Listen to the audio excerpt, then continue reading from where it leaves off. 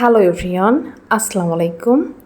আনন্দ জিনিসটা কখনো একা উপভোগ করা যায় না, সবাইকে নিয়ে আনন্দ করার মজাটাই আলাদা। এবার ঈদে আমাদের বাসার সব বাচ্চাগুলা আসলে একসাথে ছিল না, এক একজন এক এক জায়গায় ছিল। তো ঈদের পরপর সবাই আবার একত্রিত হয়, তো তাদের তো আসলে আনন্দ শেষ নাই। তারা সবাই একসাথে অনেক মজা করতে পছন্দ করে।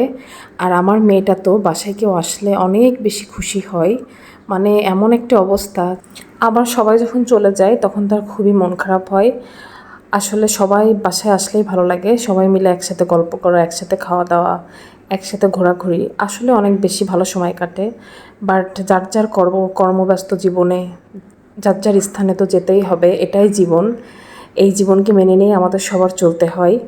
তো যাই হোক, সবাই মিলে আমরা সেদিন গিয়েছিলাম ট্রেন স্টেশনে। আসলে অনেক সুন্দর এই জায়গাটা, বিশেষ করে সন্ধ্যার পরে অনেক ভালো লাগে। দুই সাইডে বেশ একটা মেলার মতো অবস্থা, সবসময় এরকম মানুষে জমজমাট থাকে। সন্ধ্যার পরে চিত্রটা বেশি সুন্দর আর দেখতেও বেশ ভালো লাগে। আমাদের নড়াইলবাসীর একসময় এরকম ট্রেন লাইনের স্বপ্ন ছিল, এটা সত্যি হয়েছে। তো এটাই আলহামদুলিল্লাহ যে আমাদের নড়াইলে সুন্দর একটি ট্রেন স্টেশন হয়েছে। এখন আমরা ইচ্ছা করলেই যে কোনো জায়গায় ট্রেনে যাতায়াত করতে পারি। যাতায়াত ব্যবস্থাটা আরও অনেক বেশি সুন্দর হয়েছে, সুযোগ সুবিধা সব দিক থেকেই আমাদের জন্য অনেক বেশি ভালো হয়েছে।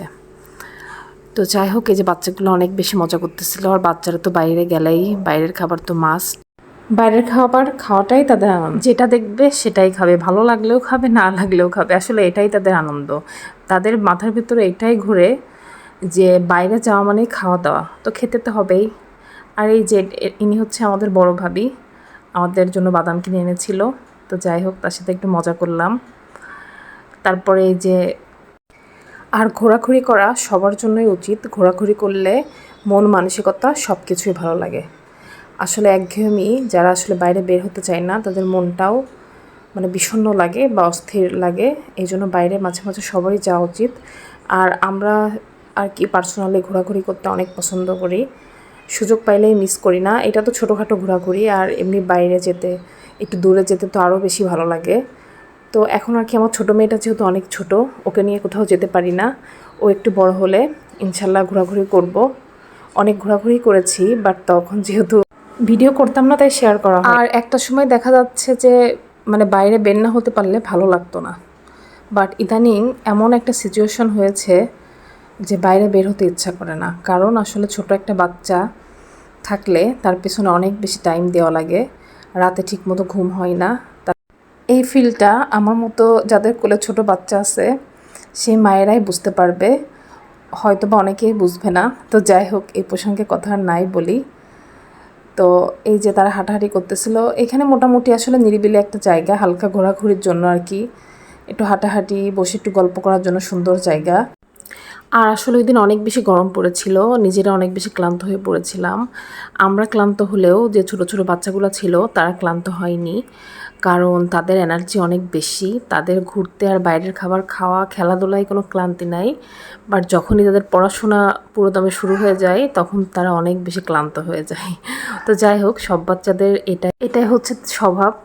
তো আমরা বাইরে চলে আসলাম ভেতরে ঘোরাঘুরি করে। বাইরে অনেক টাইপের স্ট্রিট ফুড ছিল, যে টাইপ কমন স্ট্রিট ফুডগুলা, এখানে ফুচকা, চটপটি, আদার্স অনেক কিছুই ছিল।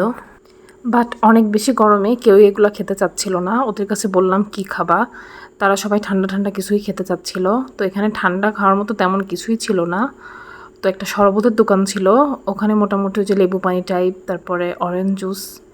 মানটা খুব একটা ভালো না হলেও বাচ্চারা দেখা যাচ্ছে এই টাইপের খাবারই খেতে পছন্দ করে। আমরাও একটু নিয়েছিলাম, একদিন খেলে কোনো ব্যাপার না, খাওয়াই যেতে পারে। আমরাও খেয়েছিলাম, লেবু পানিটা ভালোই ছিল। মাঝে মাঝে খেতে ভালোই লাগে, প্রতিদিন খাওয়া উচিত না, বাট মাঝে মাঝে খাওয়া যায় আর কি। তো এখানে সবসময় আসলে এরকম মানুষ থাকে। আর এটা যেহেতু ঈদের মোটামুটি মানে পরপর না, বেশ কিছুদিন পরেই ছিল, ভালোই ভিড় ছিল সেই অনুযায়ী। অন্য সময়েও ভিড় থাকে, আর প্রতি শুক্রবারেও জায়গাটাতে অনেক বেশি ভিড় হয়।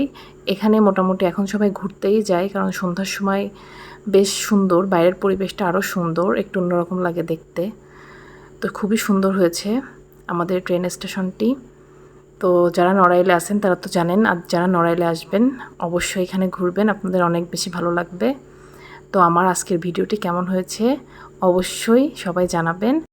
আর আমার চ্যানেলটিকে সাবস্ক্রাইব করে প্লিজ আমার পাশে থাকার অনুরোধ রইল। সবাই অনেক বেশি ভালো থাকবেন, সবার জন্য অনেক ভালোবাসা, শুভকামনা। আল্লাহ হাফেজ।